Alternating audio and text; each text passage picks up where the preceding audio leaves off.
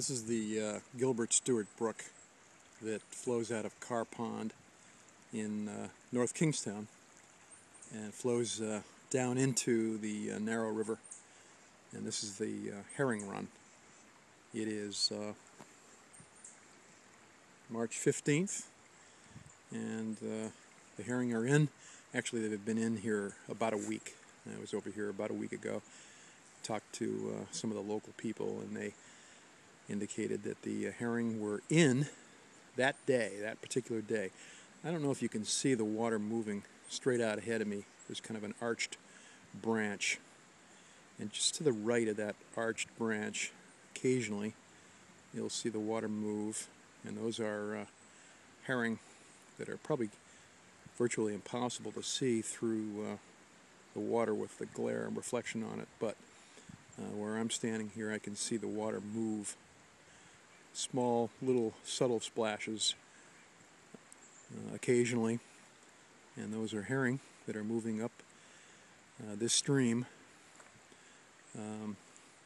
up under this little bridge that's right here and on up into the woods where there sits a freshwater pond, Carr Pond, and that's where these herring are destined to do their annual mating. They return to their native waters and their mating process. So this is pretty exciting stuff if you're an angler and you follow these kinds of things, because normally this herring run does not have fish in it until a couple of weeks later. So figure about the 1st or so of April, but we're about 3 weeks, 2.5 to 3 weeks early, which is, I think, good. It certainly will mean that the fishing will happen probably earlier this year than it typically does. But this is a very strong herring run, and in Rhode Island there is a ban on netting herring because the stock has been depleted as a consequence of poor management by the environmental regulatory authorities. In fact, that same moratorium on netting herring applies to Massachusetts, I think to Connecticut as well. Normally, in past years, you'd see down here a parade of vehicles with anglers, actually not anglers, but individuals with boots on and big nets netting these herring that they use for bait for striped bass. But because they were overfished, the stock became increasingly depleted to the point where they had to put a moratorium on netting these fish. Hopefully they'll come back. In any event, this is the Gilbert Stuart Brook herring run. Pretty cool. And there aren't too many fish coming up right now, but there are quite a few. And again, very difficult to see. Oftentimes you will see downstream, a little bit further here where the sky opens up a little bit, you will see osprey looping around. There's a big splash downstream I just heard. You'll see herring that'll, ospreys that will be circling overhead and swooping down to pick off these herring. Yeah, I can see a couple of herring right in that little run right there, just little fins sticking up.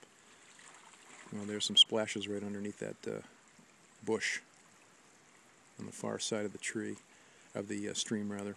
And in the middle of the stream near that rock, there are a number of tail splashes that you can see of these herring coming up.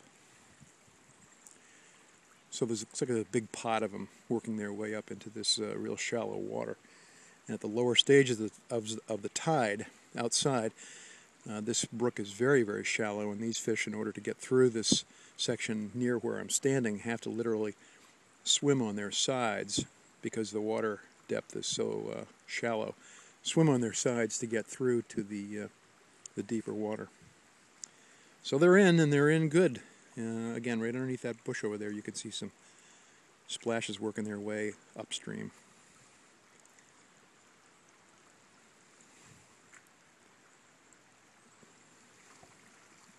there's a few more coming in right to the left of that big tree there.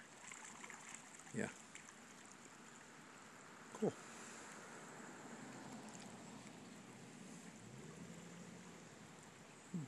Let's see if I can get down right on top of these fish without spooking them.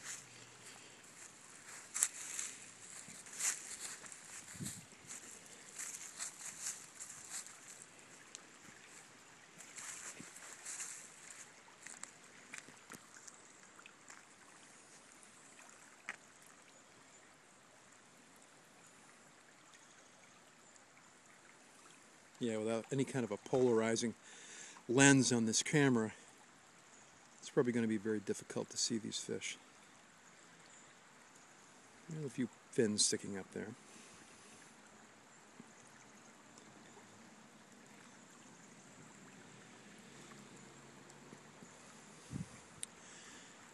Okay, I'm going to close this out.